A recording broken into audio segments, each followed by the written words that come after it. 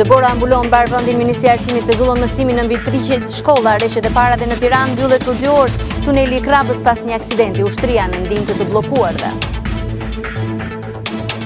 Epidemia e frutit vijon të jetë ende një problem në Shqipëri. Deri tani 164 të prekur shtohen kërkesat për vaksina, të prekur edhe nga gripi. Manjola Hasa do të jetë në studio me mua. 30 shqiptar kthehen në kufirin me Greqinë shkak përmendja e toponimit Çam në dokumente, ndërkaq që Athina heq vulat apostile nga dokumentet shqiptar. Pjesë e negociatave Robert Goro nga Athina. Vendet e Ballkanit përfshihen nga negociatat. Vučić takon Merkel në Berlin. Në Maqedoni ka 4 propozime për emrin dhe Bushati ndodhet në Beograd. 5 ditë përpara zgjedhjeve, krye Forca Italias zgjedh kryeministin e ardhshëm. Berlusconi do të propozojë Antonio Tajanin, që aktualisht është presidenti i Parlamentit Evropian. Alba Kepi do të komunikojë nga Roma në edicionin qendror të lajmeve të Radio Televizionit Ora News. Mirëmbrëma dhe mirë se erdhët. Është e martë, 27 shkurt. Dëbora ka mbuluar edhe Tiranën sot, që është relativisht e pazakont, përtej gëzimit fotove të shpërndara në rrjetet sociale për këtë fenomen në kryeqytet. Rreshtet e Dëborës kanë edhe anën e tyre negative, sidomos në zonat të thella. Trasia e krijuar për rreshtet të Dëborës ka izoluar zona të tëra duke lënë pa energji elektrike, por edhe në mungesë të kujdesit mjekësor. Një mozaik të ngjarjeve të pasojave të Dëborës në vend na sjell gazetari Ervin Bahiti. Këta 6 ushtarë janë quajtur heronjtë e ditës. Ecën 3 orë në këmbë në terren të vështirë për të transportuar në spital një 38 vjeçare në gjendje të rëndë shëndetësore. Trëndafile Miçi, nënë e 2 fëmijëve nga fshati Tedrin, ishte në rrezik për jetën me temperaturë të lartë. Pavarësisht motit të vështirë, tani më ndodhet nën kujdesin e mjekëve të spitalit të Kukësit. Bardhësia, që është argëtim me zbavitje për disa, kthehet në sfidë dhe vështirësi për të tjerë, sidomos në zonat e thella malore. Në rrugën e kombit, Dëbora arrin në 40 cm në tunelin e Kalimashit. Lëvizjen e sigurojnë 13 borpastruese që punojnë pa pushim. Në Valbon, bora ka arritur 90 cm, në qaf mali të Pukës rreth 2 metra dhe në qaf thor të Kelmendit mbi 2 metra. Të mësuar me pushtetin e bardhësisë në dimër, banorët e këtyre zonave e vazhdojnë jetën në normalitetin e tyre. Më në lindje, në qarkun e Dibrës, problemi i madh janë gricat në rrugë. Shëtitoria e peshkopisë është kthyer në një skenografi foto shes zbavitje. Akulli që varet nga çatit në zonat e Librazhdit është dëshmi e temperaturave nën zero. Këtu banorët vuajnë izolimin nga mungesa e dritave. Telat e vjetruar të rrjetit elektrik nuk e përballojnë me të njëjtin sportivitet sa banorët peshën e Dëborës. Ushqimi për familjen e Baktin dhe drut e zjarrit janë shqetësimi kryesor i banorëve. Por ndërsa në zonat malore, bora vjen me telashe. Në Tiranë, flokët e bardhë sjellin argëtim e për disa dhe gëzim që duhet fiksuar në memorie. Edhe mbi det, në Durrës e Shëngjin, ran rreshtet e Dëborës, duke veshur Adriatikun me një tis që ashtoi edhe më shumë bukuri. Por rreshtet e Dëborës kanë detyruar Ministrinë e Arsimit të pezullojë mësimin në plot 321 shkolla nga 2700 që janë në gjithë vendin. Sipas urdhrit të Ministrisë së Arsimit, orët e mësimit do të zëvendësohen pas kalimit të valës së motit keq. 321 shkolla të sistemit parauniversitar në të gjithë vendin nuk do të zhvillojnë mësim deri në një përmirësim të motit. Ministria e Arsimit ka vendosur pezullimin pa afat kryesisht në shkollat ku problematika si pasojë rreshjeve të borës ka qenë e madhe. Ne kemi ndjekur hap pas hapi këtë proces, janë 321 shkolla raportohen, kryesisht në qarqet e veriut, të cilët kanë pezulluar procesin mësimor për shkak të temperaturave të ulta. Në qarkun e Dibrës, mësimi u pezullua në të gjitha njësitë administrative edhe këtë të martë, pasi Dëbora që shkon në 40 cm trashësi dhe akulli në rrugë, vështirëson lëvizjen e njerëzve dhe të mjeteve. Kemi komunikuar me Ministrinë e Arsimit edhe kemi mbyll shkollat sot në gjithë qarkun, meqense për t'i paraprimos kemi probleme me trafikun dhe të ftohtë. Në Kukës, rreth 50% e shkollave në fshatra nuk bën mësim për shkak të numrit të lartë të mungesave të nxënësve dhe pa mundësisë për të transportuar mësuesit nga qyteti. Mbi 50% e shkollave në fshat sot nuk e zhvillojnë mësimin.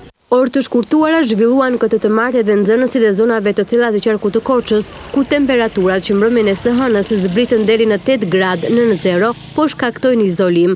Do të ndërpresim në ato zona kur është e pamundur që të zhvillohet normalisht. Pa mësim, këtë të martë mbeten edhe nxënësit e fshatrave të thella të Librashtit e Gramshit në qarkun e Elbasanit dhe Lezhës, ku po ashtu ka vështirësi në lëvizjen e mjeteve për shkak të ngritjeve që pasuan në rreshtet e dëborës. Por herë të parë në vitet e fundit, situata e krijuar pas motit të keq që ka përfshirë vendin, detyroi pezullimin e mësimit edhe në Universitetin e Shkodrës, ku këtë të hënë u paraqitën shumë pak student. Për këtë ditë mësimi do të zëvendësohet gjatë ditëve të shtuna më datë 3 dhe 10 mars 2018. Shumica e studentëve të këtij universiteti janë nga zonat veriore të vendit, të cilat janë përfshirë nga rreshtet e dendura të dëborës, që kanë shkaktuar edhe izolim. Pas dite 6 automjete janë aksidentuar në rrugën Tiranë-Elbasan në tunelin e Krabës, duke shkaktuar blokimin e tij për rreth 2 orë në vend ngjarje mbritje dhe Mariglen Mullaj nga Ora News. Rreshtet e para të dëborës për këtë vit në Tiranë, përpos gëzimit të banorëve të kryeqytetit, sollën edhe pasoja në qarkullimin rrugor. Për afro 2 orë, tuneli Krabës u bllokua për shkak të një aksidenti ku përfshin disa automjete, si pasojë e rreshjeve të dëborës. Policia ndaloi qarkullimin si një nga masat për të shmangur fluksin e madh të makinave në brendësi të tunelit në rrugën Tiranë-Elbasan. Ky aks qëndroi bllokuar deri në orën 18:30 të kësaj të marte. Jemi këtu në hyrje të tunelit të Krabës në territorin e Tiranës. Policia rrugore është në vendin e ngjarjes, ajo tashmë e ka zhbllokuar trafikun. Ishte krijuar një situatë e tillë që në dalje të tunelit ishte një aksident rrugor me pasoja të lehta dhe autoriteti rrugor shqiptar dha urdhër për bllokimin e tunelit me qëllim që brenda tunelit të mos krijohej një fluks. Tashmë situata është normalizuar, qarkullimi është i lirë, ndërkohë që rreshtet e borës vijojnë ende. Ndërsa policia rrugore ndodhej në krye të detyrës dhe koordinonte veprimet. Po edhe pak krip tani këtu ke tuneli jemi. E kalueshme me qafton ka shumë borë për të rregullojë. Për të përmirësuar situatën, përfaqësuesit e kompanisë së mirëmbajtjes së rrugës nisën menjëherë marrjen e masave. Ne kemi ardhur nga ora 16 duke me qenë te tuneli me krip, nga dishmëri, dinim kohën ne. Kishim kohën, e kishim parashikuar. Parashikuar. Pra i keni hedhur krip. E kemi hedhur krip rrugës. Drejtuesit e mjeteve garantojnë se janë të kujdesshëm në raste të tilla. Jo më asnjë problemi, nesër mund të ketë ngritse, por sot është normale. Për territorin e Tiranës shumë normal, nuk ka asnjë problemi, mos e bëni kot alarmante. Po, normale dimër është. Normale. Ju si drejtues mjeti keni marrë ndonjë masë shtetit? Patjetër zinxhira në bagazh. Çdo gjë, zbatojmë rregulloren. Cili është kujdesi që ju tregon në këtë? Shpejtësia ult me kryesorja. Zbatimi i rregullave. Burime nga policia shtuan se përgjatë këtyre ditëve rrugorët do të shtojnë gatishmërinë, ndërsa drejtuesit e mjeteve këshillohen të kenë kujdes dhe të mbajnë me vete zinxhirët. Si të pamë edhe në kronikën paraqe ka probleme në shkollë dhe në Shkodër, madje edhe në universitet, është pezulluar mësimi. Bepin Kolvataj ndodhet në qytet për të na sjellë atmosferën më të fundit prej andej. Si është situata, Bepin? Ilva mirëmbrëma, në fakt në momentet që ne flasim në qytetin e Shkodrës kanë pushuar rreshtet e dëborës, por jo në zonat malore. Duhet thënë që vjen të paraqitet një situatë problematike, kemi të bllokuara të gjitha njësitë e Dugaxhinit, vijojnë të jenë edhe pa furnizim me energji elektrike, ndërsa e njëjta situatë e vështirë paraqitet edhe në malësi të madhe, kryesisht në njësinë administrative të Kelmendit, ku duhet përdorur zinxhirët për të shkuar drejt kësaj zone, ka rreth 70 cm dëbor. Ndërsa sa i përket qytetit e Shkodrës, për shkak të pushimit të rreshjeve ka një normalizim disi të situatës, por duhet treguar kujdes në rrugë për shkak se ka rrëshitje dhe kripa hedhur gjatë paraditës ka qenë në fakt në sasi të ulta sa i përket të gjitha akseve rrugore këtu në qytet. Flasim për bllokim, pra vështirësi në qarkullim apo izolim? Dugaxhini është i izoluar, dëbora shkon në 2 metra nga qafa e Thorës në Thedh, por dhe në zonën e malit të Shoshit, pra është tërësisht i bllokuar. Nuk mund të dëpërtohet në njësitë administrative atje. Ka bllokim edhe në pjesën e të malit dhe të shllakut në bashkinë e Vaut të Dejës, ka bllokim në fusharës në Iball, ndërsa në Kelmend të malësisë së madhe duhet përdorur zinxhirët pasi kalohet me vështirësi, ka mbi 70 cm dëbor në këtë segment rrugor. Çfarë do të bëhet me mësimin për shkolla? Kur pritet filloj? Universiteti është pushim edhe gjatë ditës së nesërme pas vendimit senatit, ndërsa në shkolla në zonat malore nuk do të ketë mësim. Flasim këtu për të gjithë zonën e Dugaxhinit, për një pjesë të Malësisë së Madhe dhe të rrethit të Pukës, ndërsa sa i përket qytetit duket se do të kemi të njëjtën situatë si sot. Një pjesë e shkollave do të zhvillojnë mësim me orë të shkurtuara 30 minutëshe, pjesa tjetër nëse nxënësit nuk do të shkojnë siç ka ndodhur sot, sërish do të jenë pushim dhe do të zëvendësohet në një shtunë të ardhshme të marsit, kur do të merret edhe vendimi nga drejtoria e arsimit. Nuk ka një vendim përfundimtar nga darë. Të falenderoj, ishte Bepin Kolbata nga Shkodra drejt për drejti për edicionin qendror të lajmeve në Ora News. Ndërkaq, media greke ka raportuar se 30 shtetas shqiptar janë blokuar në pikën kufitare të qafbotës dhe sipas burimeve të policisë kufitare, ngjarja ka ndodhur 10 ditë më parë. Ndiqni historinë.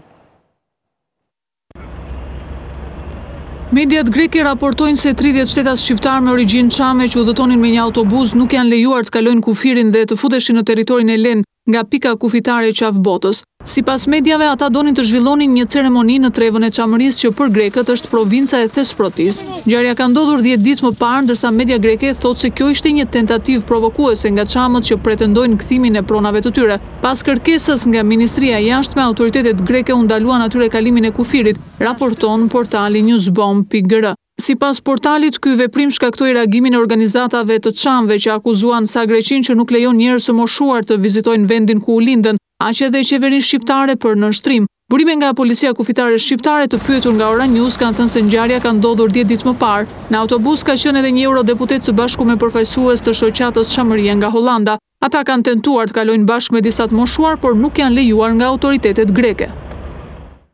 Megjithatë, në orët e pasdites nga negociatat mes dy vendeve duket se ka edhe lajme pozitive. Ministria për Europën dhe Punët e Jashtme të Shqipërisë ka bërë me dije se Athina zyrtare ka tërhequr rezervën për vulën apostile ndaj Shqipërisë me efekt menjëhershëm. Vendimi ka impakt pozitiv praktik për qytetarët shqiptar, duke lehtësuar dhe përshpejtuar procedurat e marrjes dhe përdorimit të dokumenteve të lëshuara nga institucionet shqiptare dhe greke, si dhe duke ulur kostot e lëshimit të këtyre dokumenteve. Vetëm për gjatë vitit 2017 janë paguar 6.7 milion euro prej familjeve shqiptare për shkak të aplikimit të vulës apostile nga autoritetet greke. Sipas Ministrisë së Jashtme shqiptare, ky vendim i qeverisë greke përbën një angazhim për të përmbushur në kuadër edhe të dialogut dypandër Shqipëri-Greqi për çështjet e mbetura pezull për një kohë të gjatë. Për këto çështje, por edhe për jehonën e tyre në Athinë, kam Robert Goron sërish drejt për drejti për të parë dinamikën e zhvillimeve të sotme. Çfarë ka ndodhur përsa takon raportimit të medias greke për negociatat mes dy vendeve? A ka të reja, Goro? Në fakt, burime nga Ministria e Jashtme greke nuk kanë pranuar Ilva të komentojnë lajmin mbi përbërjen e delegacionit shqiptar për negociatat, duke thënë se ata presin të informohen në rrugë zyrtare dhe kanë aty presin gjithashtu edhe dhënien e plotfuqishmërisë nga ana e presidentit shqiptar, ministri ashtu me qëllim që të fillojnë negociatat. Në fakt, ka një analizë gazetën në një nga gazetat e mëdha greke, Eleftheros tipos pikërisht për përveshjen e detit e për negociatat, pavarësisht se Eleftheros tipos është një gazetë që amplifikon e demokracisë së re të opozitës, aty shprehet edhe një shqetësim për mungesën e transparencës, që nisur edhe nga kontaktet që për autorët e shkrimit, thonë se ende nuk dihet nëse pala greke do të rinegociojë e vitit 2009 apo do të rinegociohet një marrëveshje e re.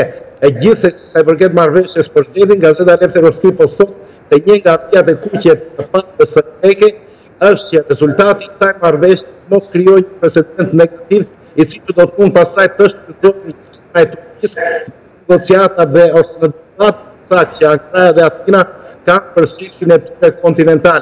Kaq sa i përket marrëveshjes së detit, ndërkohë që shumë për emigrantëve sapo janë njohur Ilva edhe me lajmin për heqjen e vulës apostile, dhe sigurisht që është një lajm i cili i ka gëzuar së tepërmi, sepse siç ashtu sikur se the edhe ti, janë ata që nga xhepi i tyre kanë paguar për vite me radhë një suma të mëdha parash, por edhe kohë dhe punë me qëllim që të sigurojnë legalizimin e dokumenteve të tyre.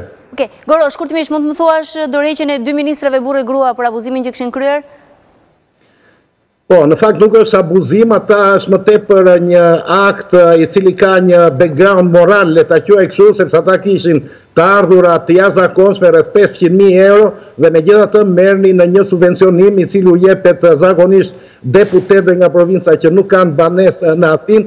Ka dhe një dimension tjetër ngjarja, tashmë po del nga media që shifti kishte një banesë në projektin Afrikës dhe vërtetisht çështja ka dhe dimensione ligjore. Gjithsesi duket se veçja e çiftit ministror do të shkaktojë një rikompozimi si duket tjetër radikal në qeverinë greke, ku të sigur konsiderohen vetëm ministri i financave, ministri i jashtëm dhe ministri i mbrojtjes, ndërkohë që gjithë të tjerë do të mund të ndryshojnë. Faleminderit Robert Goro për këtë lidhje drejt për drejt nga Athina me edicionin qendror të lajmeve në Ora News. Ndërkaq duket se rajoni është i përfshirë në një seri takimesh, jo vetëm mes tyre, por edhe në ndërmjetësimin dhe pse jo, ndoshta edhe ndihmën që po jep Berlini në këtë proces. Pas Zaev, Tsipras, edhe Vučić është takuar me kancelaren gjermane Angela Merkel. Ndërkaq për Reuters ka dhënë një intervistë kryeministri i Maqedonisë dhe ka dhënë shpjegime mbi 4 propozimet në lidhje me emrin e këtij shteti që do të jepte përfundimisht një zgjidhje ngërçit të vendit të tyre për të vazhduar më pas dhe me negociatat me Bashkimin Evropian. Ndërsa ministri i jashtëm i Shqipërisë Bushati ndodhet në Beograd për një takim tepalësh me Serbinë, Italinë dhe Shqipërinë në kuadër të procesit Berlinit, të samitit të Triestës dhe të agjendës ndërlidhjes infrastrukturore dhe energjetike.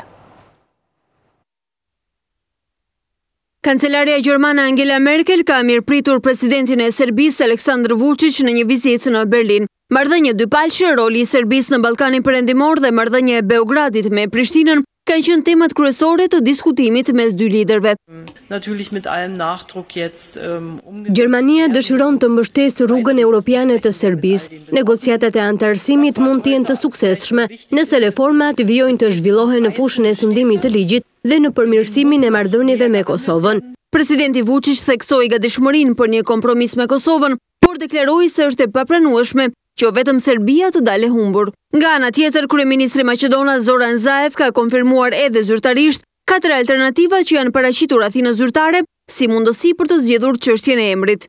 So the suggestions are Republic of North Macedonia, Sugjerimet tona janë Republika e Maqedonisë së Veriut, Republika e Maqedonisë së Sipërme, Republika e Maqedonisë së Vardarit dhe Republika e Maqedonisë bashkëngjitur me emrin e kryeqytetit Shkupit. Rikujtojmë që kreu i Komisionit Evropian Jean-Claude Juncker, gjatë turit të tij ballkanik, theksoi se familja europiane nuk pranon asnjë antar të ri me konflikte fqinësore e territoriale. Jemi me një informacion të minutës së fundit, nderuar zonja e zotrinj, sipas burimeve të besueshme të redaksisë së lajmeve të Ora News, presidenti i Republikës Ilir Meta ka kthyer sërish letrën me sqarime të dërguar nga ministri për Europën dhe punët e jashtme Bushati në kërkesën e tij për të marrë autorizimin për dhënë plotfuqishmërinë për negociatat midis së dy vendeve. Sipas burimit të radio televizionit Ora News, kjo kërkesa është kthyer sërish pasi nuk ka informacionin e mjaftueshëm për takimet kokë më kokë që janë zhvilluar deri më tani mes dy vendeve tona. Nuk ka gjithashtu mungon në një farë mënyre platforma e bisedimeve apo edhe strategjia, nuk ka informacione për këtë. Është dërguar një letër me 9 faqe përgjigje në këto momente për para 25 minutash. Presidenti i Republikës, Ilir Meta, përmes një letre me 9 faqe, detajet me siguri do të mund të mësojmë më vonë në vijim, po ky është një breaking news që po jep radio televizioni Ora News, në këto momente e ka kthyer autorizimin e kërkuar nga ministri Bushati për të kërkuar më tepër informacion sidomos që është kryer nga takimet kokë më kokë që është zhvilluar midis ministrave të jashtëm të Shqipërisë dhe të Greqisë, por edhe kryeministrave në takimet që ata kanë pasur. Sipas kreut të shtetit nuk ka pasur informacion të mjaftueshëm për këto takime të zhvilluara, por as një platformë të bisedimeve apo të strategjisë apo të skenarit. 45 minuta më parë, presidenti i Republikës Meta i është përgjigjur me një letër me 9 faqe. Do të shohim zhvillimet më tej dhe do të vijojmë me siguri, nëse do të kemi të tjera informacione dhe brenda këtij edicioni lajmesh do t'i japim. Ne pas pak do të kemi Fatmir Mendiun, deputetin në studio për diskutuar, po edhe ish ministër i mbrojtjes, do të flasim edhe për negociatat krahas të tjerave. Vijojmë edicionin në rrjedhën normale të edicionit lajmeve, kam Manjola Hasën në studio. Faleminderit Manjola që je këtu. Ka qenë një ditë e ngarkuar punësi zakonisht për ty, po kemi dhe lajm nga ty. Ke bërë vaksinën sot? Po, unë i përkas grup moshës ose brezit të viteve 80-90 dhe si pas ekspertve të Institutit të Shëndetit Publik është një brez, pra një grup moshë që ka nevoj të bëj dozën e vaksinës, dozën e dytë, sepse nuk ka funksionuar si që duhet si se miftohë si vaksinave në këto vite. Që ta kuptoj, e bën sepse është sugjeruar, sepse ke frikë, sepse cila është arsyeja kryesore? Po ne jemi ende në valën e epidemisë së frutit, pra rastet edhe pse fatmirësisht ditët e fundit nuk kanë pësuar një rritje, ne flasim për 164 persona të prekur nga fruti dhe nuk janë vetëm fëmijët, nuk janë vetëm ata që nuk kanë arritur moshën e vaksinimit, por janë edhe adultët. Që do tot adultët të cilët janë prekur, sipas ekspertëve të shëndetit, janë ata që kanë lindur pra midis viteve 80 dhe 90. Ishte një formë, pse jo, për të mbrojtur, për të vaksinuar dhe le të shërbejmë edhe si një shembull apel që gjithë ata që përkasin këtij brezi të vaksinohen. A mund të thuhet qartë nga mjekët e pranojnë që nëse e ke bërë vaksinën më përpara, pra nuk ka rrezik, nuk mund ta marrësh fruthin? Mjekët thonë që ata që janë vaksinuar më herët se kjo, le të themi se kjo fash, dhe ata që janë vaksinuar më vonë janë imun ndaj fruthit. Në fakt ka disa informacione jo të konfirmuar zyrtarisht që edhe fëmijët të vaksinuar me MMR-n janë të prekur. Flitet për 2-3 raste, unë nuk mund të jap më shumë informacion sepse nuk është pranuar nga autoritetet shëndetësore, por edhe me mjekën që kam intervistuar sot, në fakt me mjekën e familjes Bruna Shiroka, sipas saj personat që vaksinohen janë imun ndaj fruthit, pra nuk rrezikojnë të preken nga fruthi. Sa ndjekim materialin dhe rikthehemi sërish në studio. 24.000 persona rezultojnë të prekur me infeksione respiratore, 1.000 më pak krahasuar me javën e kaluar. Shifrat nivel kombëtar tregojnë se ka një rënje të numrit personave të prekur me grip, por mjekët e familjes thonë se ende nuk ka kaluar rreziku. Në fakt, luhata e menjëhershme temperaturave gati me 10 gradë duhet të bëjë më vigjilent personat me imunitet të dobët, pasi rrezikojnë sërish të preken nga viruset në qarkullim. Toja motit riskon të themi për një trend përsëri në rritje të rasteve të evidentuara me sëmundje virale kryesisht me grip.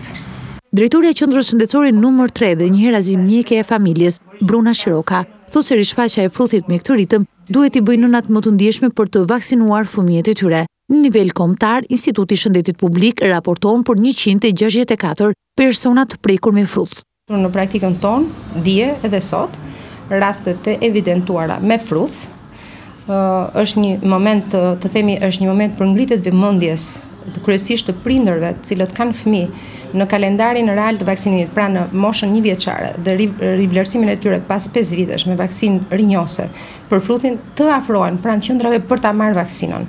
Ende është problem refuzimi apo rezistenca që bën prindi për ta marrë vaksinën e frutit në vaksinimin bazë. Por a rrezikojnë fëmijët që janë të vaksinuar me MMR-n të preken nga fruthi? Mjekët thonë se imuniteti është i përjetshëm. Lë imunitet të përjetshëm dhe këtë një nën me një imunitet të përjetshëm të frutit transmeton antitrupa mbrojtës dhe ke fëmija deri në 6 mujonin e parë të jetës. Pra risk përbëjnë dhe fëmijët e kësaj grup moshe, pra 6 muaj deri në 1 vit, megjithëse me një vendim të fundit Ministri i Shëndetësisë kam dëgjuar që mosha në cilën ofrohet vaksina e frutit ka arritur deri në 9 muaj. Në qendrat shëndetësore evidentohet një ndërgjegjësim i madh i personave që përkasin brezit të viteve 80-90 që janë paraqitur për të vaksinuar. Manjula, ka një mënyrë për të ruajtur, për të mbrojtur nga prekja si e frutit ashtu dhe gripit? Shmangja e le të themi ambienteve kolektive, por jo të gjithë e kanë mundësinë, fëmijët janë të detyruar, prindërit punojnë, të frekuentojnë qerdhet kopshtet, fatmirësisht nuk kemi një çfarë mund të bëhet? Në fakt, kur flasim për rekomandimet dhe kur rekomandojnë mjekët, e nisin me higjienën. Larja e duarve, sepse kontakti... Kemi në komunikim të drejt për drejt, mjeku në Artan Simaku. Një nga ekspertët e Institutit të Shëndetit Publik. Mi mbrëma, zoti Simaku? Mi mbrëma. Çfarë mund të themi prindërve që na ndjekin në shtëpi, po edhe fëmijëve të rriturve, të moshuarve, çfarë mund të këshillojmë për ta shmangur kontaktin me viruset që janë në qarkullim?